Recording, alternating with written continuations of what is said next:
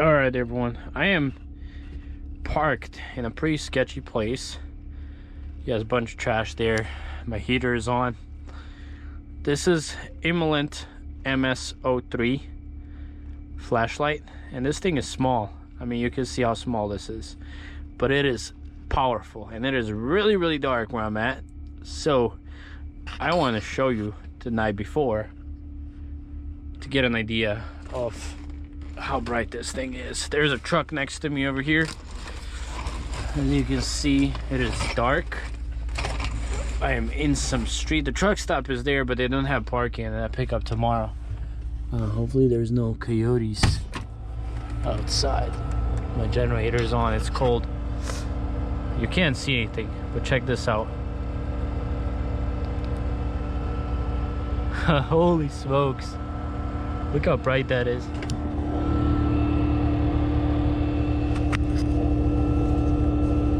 And this is from this little light.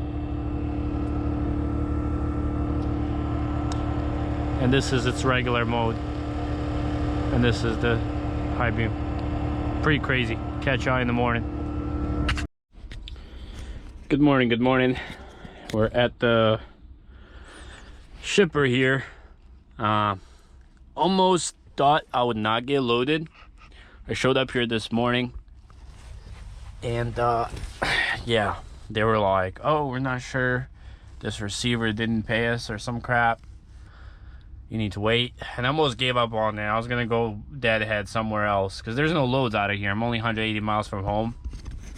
I was gonna go deadhead somewhere else, but the loads are horrible, so I'm glad I stayed. I stayed here for 2 more hours, and then they ended up giving me a dock, so it worked out. But yeah, this here just a bunch of bottles. I emptied out my case of water into my water tank for my sink, so I have water in there because I haven't went to the store this week. But yeah, we are just posted here getting loaded, and then we're gonna be going home soon here. Go to truck stop towards home. Delivery is straight through today. Should be pretty nice and easy. To highlighted route. Got 208 miles, so it shouldn't be bad. I don't like docks like this where you keep the doors shut. They basically load you and shut the doors, just because I don't see what's going on in the trailer. But it's kind of a nice day out. It's not crazy cold. I'm sure the day is gonna be nice. It was cold last night for sure. Yeah, the light I showed you guys last night, like, it's good, but that thing overheats. Like, you turn it on, and within like 30 seconds on that top power, I'm not sure if mine is just like defective or if they all do that, but like, that thing overheats. So as I was showing you last night, this is the light.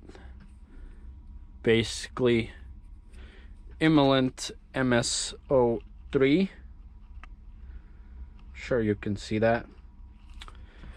This light is great if you just use it on the low setting, which is this, which is still pretty bright. Obviously you can't see it's daylight, but it's still pretty bright. However, if you use it on the high setting, which is this, I can literally feel the heat on my finger. And I guarantee you, if I set a paper into my sink right now, this thing would catch it on fire. Check this out. Let's find a sheet of paper here. That's how hot this is. It's pretty, like, insane. Here we go. We got a random Menards receipt. And that is so freaking bright. I can't even look into the sink.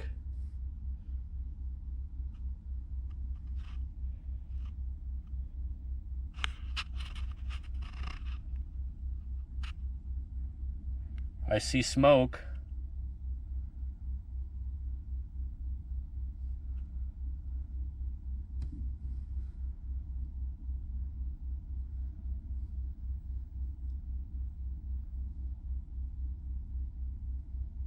The battery's dying out.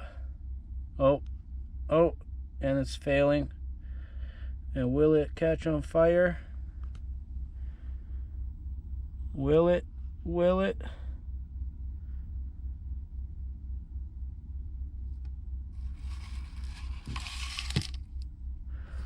Just put it down like that.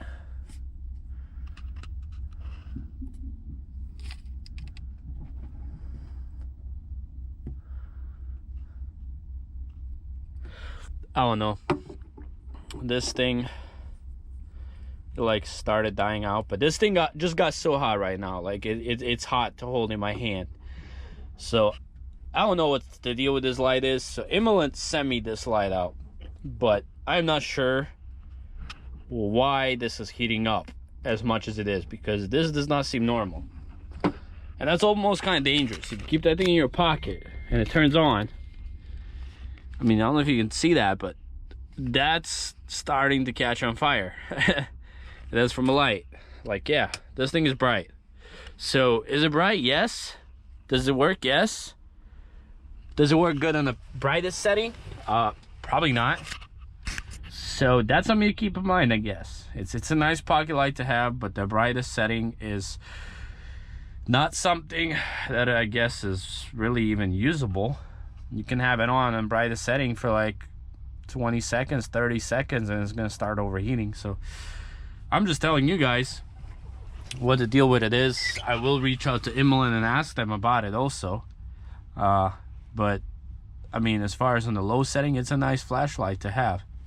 Still works good. But yeah, let's get loaded up here, and we're gonna get rolling and clean out this mess somewhere at a rest area, throw it away, and we'll catch you guys rolling. All right, we're loaded. Get going. Thing is showing us multiple routes. However, the route I'm taking is 69 down to 64. This load is definitely on the heavy side. 1/4 mile. Turn right on US Highway 50 West.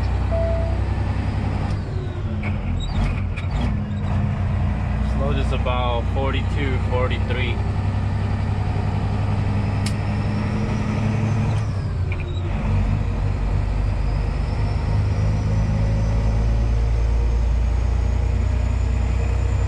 All this is going to be covered by snow, and it's not going to be fun.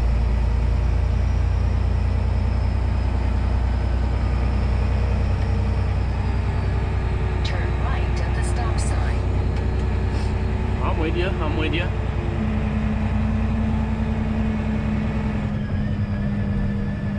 Today's Thursday. I'm going to go deliver straight through. I have a bunch of things on the list I need to do.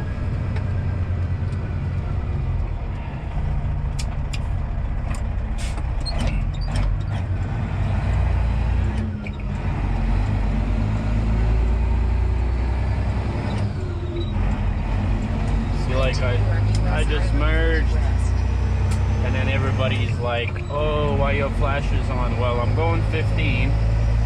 Speed limit is 60. And if somebody behind me is hauling ass, they can tell I'm going slow, so then they can switch over, because our eye perception this way is not that great.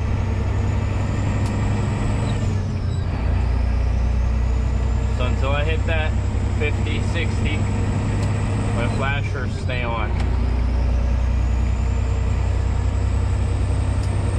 Never understood why some folks think having flashers on, that thing was in fire. I think having flashers on is a bad idea, but to each their own, I suppose. And in case you didn't know, in case it doesn't show up on this video, I do have some merch available on Teespring. I ordered some myself to see what they look like. I had 2 designs made. If you do want to support me and cop some, that'd be amazing. They don't really have caps, but I'll try to find a website that has some hats too. So we'll see. But the quality and stuff looks nice. I think my favorites on there are, they have the tri-blend t-shirts, which are kind of like distressed, look kind of like old school. And then they have some hoodies. I forgot what they're called. It's something with an S, but I ordered that hoodie, so we'll see what the quality is like on them. They're definitely on the pricier side. I'm not gonna say they're super cheap or anything, but even if I was to do it myself, that's the price I'd have to charge to make anything, really. And I think I'm way better off doing it through them because they get their stuff cheap. But I mean, if I was to do it myself, it'd probably cost more money. Plus, like, I have to, you know, go buy the shirt, take it to a shop, have them put the prints on it, and then I have to ship it, and then I have to take the payment, and it's just a lot going on, really, that I just don't have time to do. So Teespring makes it easy, you know.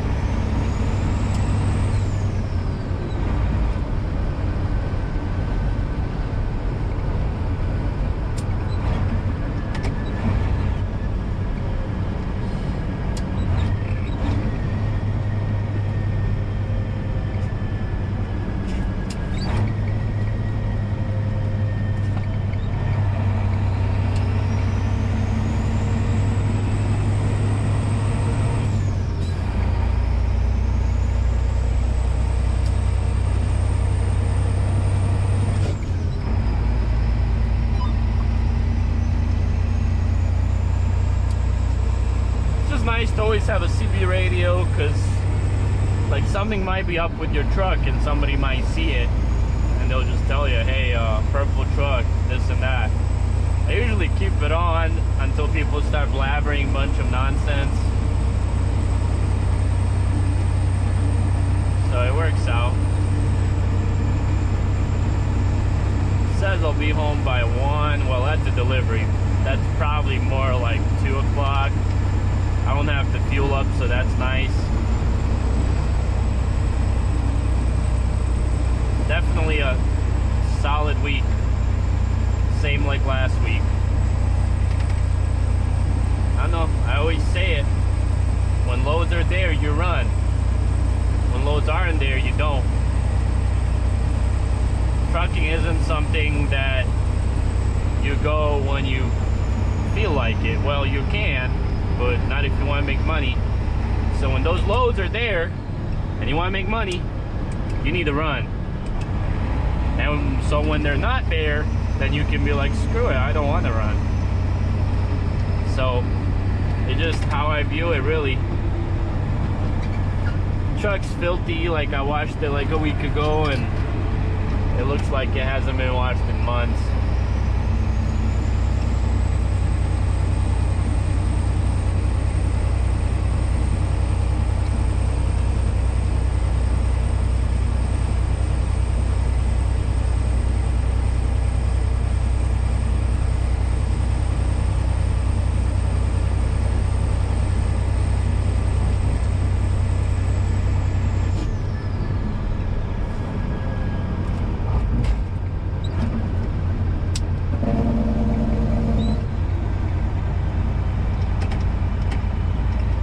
Definitely the cold weather is here, and I need to finish installing my diesel heater.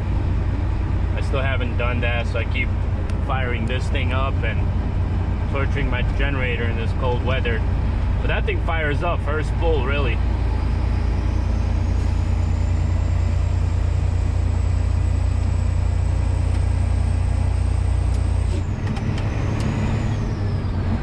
I don't know, I bought a Milwaukee 1-inch impact on Amazon to do some shocks on the trailer and truck, so I definitely have some work I need to do. So we'll see if those do the job. We'll make a review on the impact, and after I do that, I need to go get some new tires and an alignment done.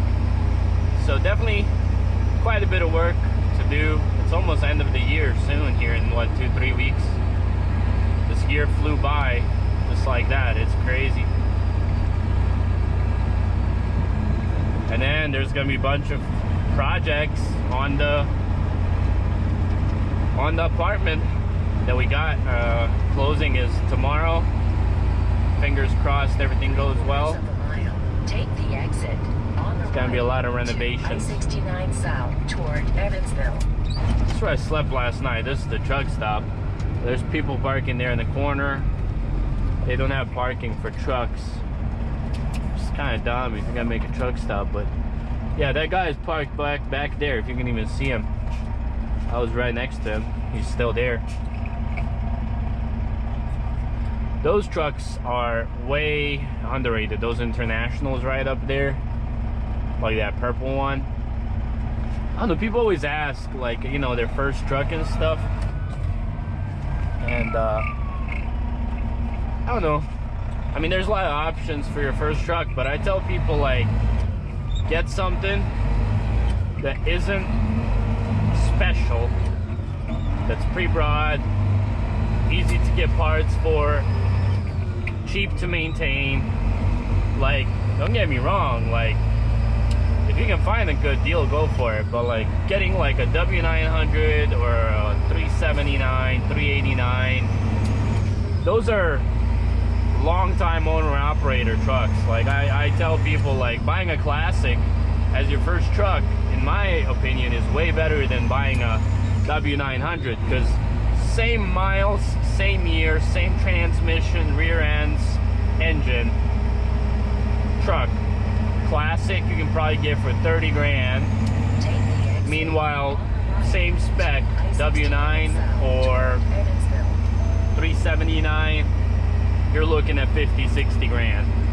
So you're way better off buying one for 30 and keeping that 20-30 for rebuilds and whatnot. So it's definitely something to keep in mind. And I think, like, one of the best beginner trucks, in my opinion, that are really slept on are Columbias and Centuries, because those trucks, they're not very desirable, but they have everything you need. They have pre-emissions engines, they have no def, nothing, and they're reliable. And you can get a you know, Century with a Caterpillar engine, you can get a Columbia with a Detroit, and I mean, you're gonna get better fuel economy than a long nose, and you'll be good. And I think those trucks are solid trucks to get as your starter truck, and then, you know, as you build your way up. And if you want that, you know, long wheelbase W9 or Pete or whatever it may be, then you can go ahead and buy that, you know. Like, that's a clean Pete right there, but that thing's pricey. But also, like, another thing you gotta keep in mind is, like, Peterbilts and W9s, they hold their value very well. So, like, it's, if you can get a solid deal, it's almost worth buying, you know.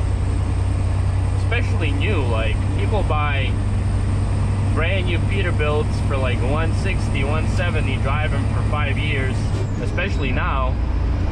I know a guy sold his for 140 grand. He paid 160. He put 400,000 miles on it. That's 20K over a course of 4 years, and he drove a brand new truck. He wasn't wrenching on crap. That's $5,000 a year. This truck, year one, cost me 50 grand, and I'm driving an old truck. So, like, new trucks do make sense, especially if you get something like a Pete or a W9 to where it holds that value. So, you know, there's a lot to consider in this. I just don't like the whole DEF and emissions, obviously, but it's just gonna become a must-have on your truck. I think a time obviously is gonna come where you have to have an emissions truck, period, to be able to run. And unfortunately, all these older trucks are gonna be off the road. So, but yeah, I don't think I'm gonna blabber much more. We're just gonna drive. Got a short drive home. Thank you guys for watching. Hit the subscribe, like, share, comment, ask any questions, and catch you on the next one.